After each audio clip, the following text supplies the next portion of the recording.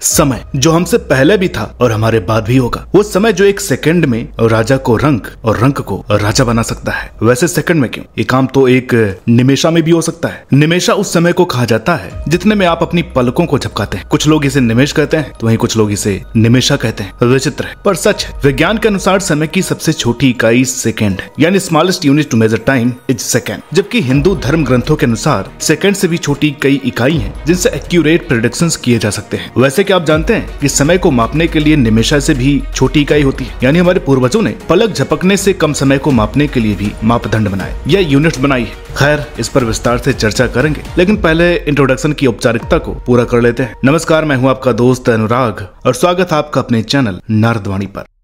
हिंदू धर्म ग्रंथों के अनुसार समय को मापने की सबसे छोटी इकाई या यूनिट परमाणु है। ऐसा माना जाता है कि एक सूक्ष्म या बहुत ही छोटे कण को अपने स्थान से चलने में जितना वक्त लगता है उसे परमाणु कहते हैं। उसके बाद आते हैं अणु, फिर आते हैं त्रुटि, फिर आते हैं लिप्ता, उसके बाद आता है निमेशा और फिर 3 निमेशाओं को जोड़कर एक क्षण बनता है जिसे हम सेकंड कहते हैं। अब अगर आप हाफ सेकंड, माइक्रो सेकंड और मिली सेकंड्स का उदाहरण देकर के विवाद करना चाहें तो कर सकते हैं, लेकिन सच तो ये है कि ऑफिशियली अभी सेकंड को ही स्मॉलेस्ट यूनिट ऑफ टाइम माना जाता है, जबकि कई युगों पहले हमारे पूर्वज समय की इससे भी छोटी इकाई ढूंढ चुके थे और इनका उल्लेख हमारी पौराणिक किताबों में देखा जा सकता है। वैसे सृष्टि के निर्माण को लेकर या क्रिएशन को लेकर एक स्टेटमेंट बहुत पॉपुलर है। आई एम श्योर आपने भी कई बार लोगों को कहते हुए सुना होगा कि बनाने वाले ने तो पूरी सृष्टि 7 दिन में बना दी थी। पर सवाल ये उठता है कि ये 7 दिन थे किसके, हम इंसानों के या ब्रह्मदेव के? क्योंकि इन दोनों समय में जमीन और आसमान जितना अंतर है। ब्रह्मदेव के समय के अनुसार हम 7 दिन गिने तो हम 7 कल्पों की बात करें, जिसका मतलब है कितने समय में धरती पर हजारों लाखों युग बीत चुके होंगे। समय हर एक जगह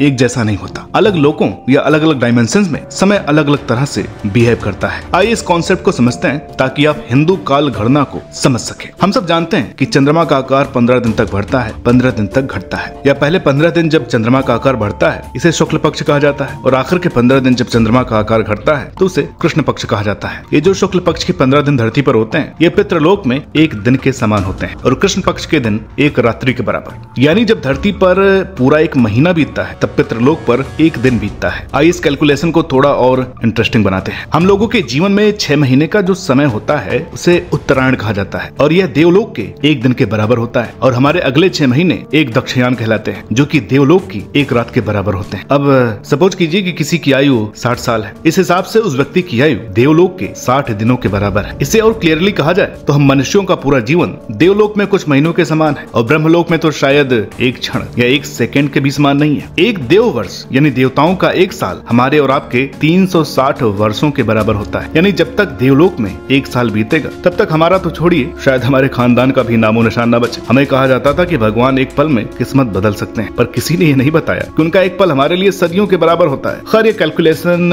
अभी यहाँ पर समाप्त नहीं होती। इसके बाद आता है महायुग, जिसके अंदर 4 युग होते हैं। सतयुग जिसकी आयु 17,28,000 मानव वर्ष और 4800 देव वर्ष बताई जाती है और दूसरा है त्रेता युग जिसकी आयु एस्टिमेट एज 12,96,000 मानव वर्ष और 3600 देव वर्ष बताई जाती है। इसके बाद बारी आती है द्वापर युग की, जिसकी आयु एस्टिमेट एज 8,64,000 मानव वर्ष और 2400 देव वर्ष बताई गई। और अंत में आता है कलयुग, जिसको हम और आप भोग रहे हैं। मेरा मतलब है जिसमें हम और आप रह रहे हैं। अब कलयुग की एस्टिमेट एज 4,32,000 मानव वर्ष और 1200 देव वर्ष बताई गई। इन सभी युगों की एजेस को याद करने के लिए आपको एक सिंपल फॉर्मूला देते हैं। कलयुग की एज को याद कर लीजिए और उसे यक्स मान लीजिए। अब द्वापर युग की एज होगी 2x, यानी कलयुग की एज अगर 4,32,000 मानव वर्ष है तो द्वापर युग की एज होगी 4,32,000 इंटू 2 यानी 8,64,000 मानव वर्ष। इसी तरह त्रेता युग की 3x और सतयुग की 4x। याद रखिएगा, कलयुग की आयु सबसे कम होती है। युगों की गणना में आप जितना ऊपर जाते जाएंगे उतनी आयु बढ़ती चली जाएगी। कलयुग, द्वापर, त्रेता और सतयुग, इन चारों युगों को मिला करके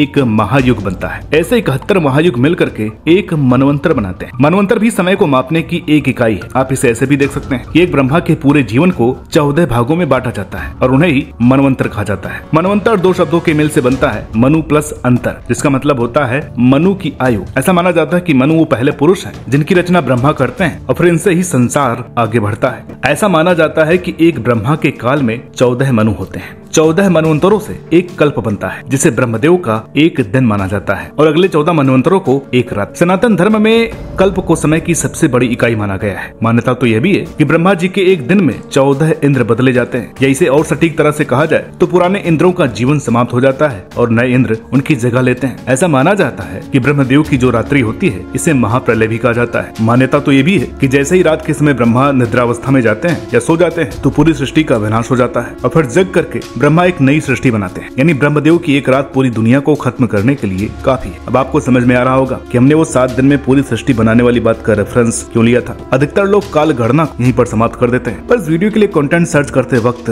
एक बड़ी दिलचस्प बात सामने आई। जब इस विषय पर हमने एक लेख पढ़ा तो उसमें काल गणना के बारे में आगे भी बताया गया था। वहाँ लिखा हुआ था कि ब्रह्मा की आयु के बराबर भगवान विष्णु जी की आयु का एक दिन होता है। इस आधार पर विष्णु जी की आयु 100 वर्ष की बताई जाती है। इसके अलावा यह भी बताया गया था कि विष्णु जी के 100 वर्ष के बराबर शंकर जी का एक दिन होता है और इसी दिन और रात के अनुसार शंकर जी की आयु भी 100 वर्ष बताई गई है। हम डिस्क्रिप्शन में आपको लिंक दे देंगे, आप अपने पसंद की भाषा में डिटेल में हिंदू काल गणना के विषय में पढ़ सकते हैं। हालांकि इस समय हम किसी पौराणिक किताब में इस पुख्ता रेफरेंस को नहीं ढूंढ पाए हैं। हमें जब भी ये रेफरेंस मिलेगा हम आपके साथ साझा जरूर करेंगे। यहाँ पर हम एक बात और क्लियर कर देना चाहते हैं, यहाँ शिव जी और विष्णु जी की बात कर रहे हैं, सदा शिव या महाविष्णु की बात नहीं हो रही। ये अल्टीमेट फॉर्म्स है, इन्हें न बनाया जा सकता है और न ही मिटाया जा सकता है। किंतु शिव सदा शिव के रुद्र अवतार है और यहाँ जिन विष्णु अर्थात नारायण की बात हो रही है वो भी महाविष्णु के एक अवतार है। तो उम्मीद है आपको हमारी आज की वीडियो पसंद आई होगी। वीडियो अच्छी लगी हो प्लीज लाइक करें, शेयर करें। चैनल को अभी तक सब्सक्राइब नहीं किया है प्लीज सब्सक्राइब कर लीजिए, ताकि सनातन धर्म से जुड़े ऐसे इंटरेस्टिंग कॉन्सेप्ट्स और वीडियोज